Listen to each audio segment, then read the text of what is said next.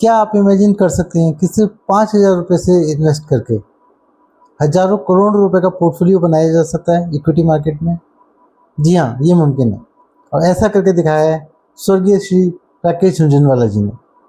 तो आज हम बात करेंगे राकेश झुनझुनवाला जी के बारे में, उनकी कुछ लर्निंग्स के बारे में जिनसे हम सीख सकते हैं और अपनी लाइफ को रिच और प्रॉस्परस बना सकते हैं। तो सबसे पहले हम जानते हैं कि राकेश झुनझुनवाला जी कौन थे और उन्होंने शेयर मार्केट में कैसे अपना योगदान दिया है।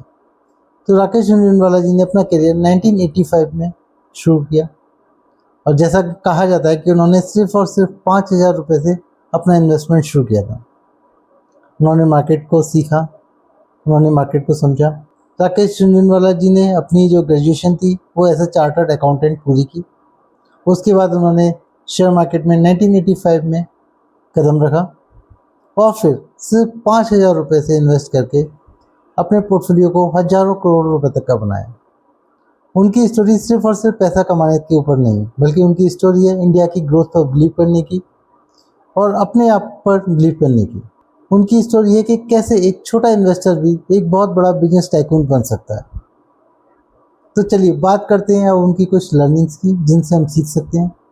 तो उनकी जो सबसे पहली लर्निंग थी वो ये थी कि अगर आपको किसी भी बिजनेस में एंटर करना है तो उस बिजनेस के लिए आपके अंदर पैशन होना चाहिए।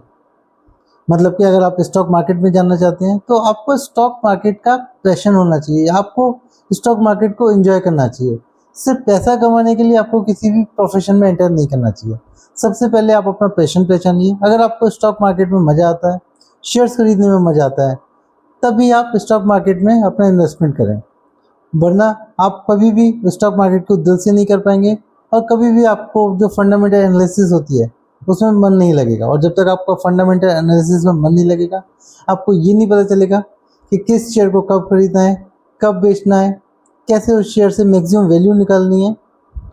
और फिर अगर आप ऐसा नहीं कर पाएंगे तो आप स्टॉक मार्केट में लॉसेस लेके जाएंगे। तो सबसे पहले अपना पैशन पहचानिए और अगर आपको वाकई स्टॉक मार्केट में इंटरेस्ट आता है तभी आप स्टॉक मार्केट में इन्वेस्टमेंट करें। तो जो उनकी दूसरी लर्निंग है वो ये है कि हमें किस शेयर को कब खरीदना चाहिए। तो राकेश झुनझुनवाला जी क्या कहते हैं? वो कहते हैं कि सबसे पहले कंपनी को ना देख के उसके बिजनेस मॉडल को देखें। ये देखें कि उस बिजनेस मॉडल में फ्यूचर ग्रोथ कितनी है। जैसे फॉर एग्जांपल राकेश झुनझुनवाला जी का एक शेयर है टाइटन। तो उन्होंने ये देखा कि जब उन्होंने टाइटन खरीदा तो उस समय जो ब्रांडेड ज्वेलरी थी जो कि लोग खरीदते थे वो मोस्टली लोकल मार्केट से खरीदते थे। मतलब ब्रांडेड ज्वेलरी नहीं खरीदते थे बल्कि लोकल मार्केट में के जो ज्वेलर्स होते थे उनसे ज्वेलरीज खरीदते थे। और जो ब्रांडेड ज्वेलरी का मार्केट शेयर था वो सिर्फ 5% था। मतलब 5% लोग सिर्फ ब्रांडेड ज्वेलरीज खरीदते थे और बाकी 95% लोग लोकल ज्वेलरी खरीदते थे। लेकिन राकेश झुनझुनवाला जी ने समझा कि जैसे जैसे इंडिया की ग्रोथ होगी वैसे वैसे लोग लोकल ज्वेलरी से ब्रांडेड ज्वेलरी में मूव करेंगे।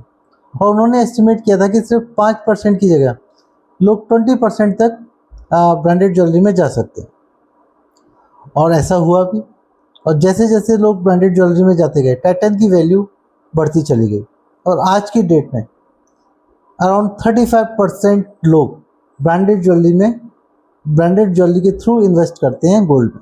और जो अभी 65% लोग हैं वो अभी भी लोकल ज्वेलर से ही ज्वेलरी खरीदना पसंद करते हैं।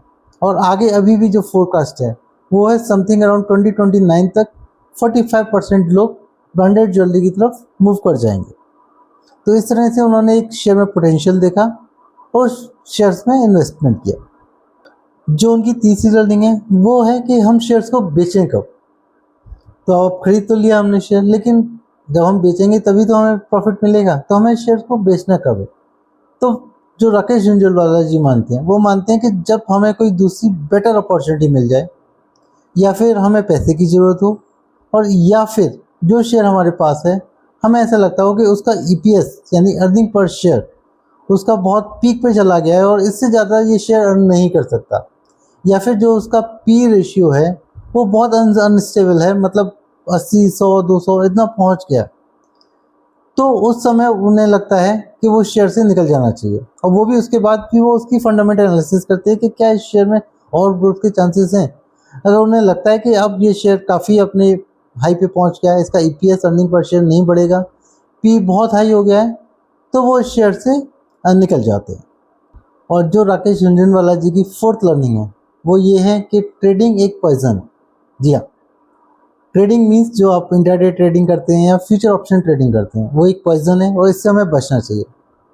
हालांकि राकेश झुनझुनवाला जी खुद ट्रेडिंग करते थे, लेकिन उन्होंने एक बार कहा था कि मेरे फादर सिगरेट पीते हैं लेकिन वो मुझसे मना करते हैं।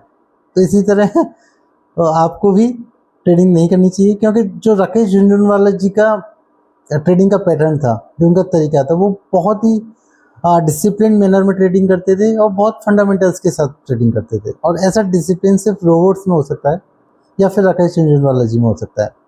तो इसीलिए उन्होंने सजेस्ट किया कि बेटर है आप ट्रेडिंग से दूर रहें, वो सबसे ज़्यादा अच्छा है। और अगर आपको ट्रेडिंग करनी है तो सिर्फ अपने पैसे से करें, किसी के उधार लेके पैसों से ना करें, अपने फादर के पैसों से ना करें, रिश्तेदारों के पैसों से ना करें, और सिर्फ आपकी जेब में जितने पैसे हैं उसी से ट्रेडिंग करें, वरना ना करें। और जो उनकी फिफ्थ लर्निंग है, वो उनकी जो बेस्ट लर्निंग मैं मानता हूँ वो है फिफ्थ लर्निंग। उन्होंने कहा कि आप अपनी सबसे ज़्यादा इन्वेस्टमेंट अपनी हेल्थ पे करें, क्योंकि उनकी जो वर्स्ट इन्वेस्टमेंट थी वो हेल्थ पे ही थी। उन्होंने कभी अपनी हेल्थ पे ज़्यादा ध्यान नहीं दिया, और यही रीज़न था कि वो सिर्फ और सिर्फ 65 ईयर्स की एज पर जो है उनका देहांत हो गया।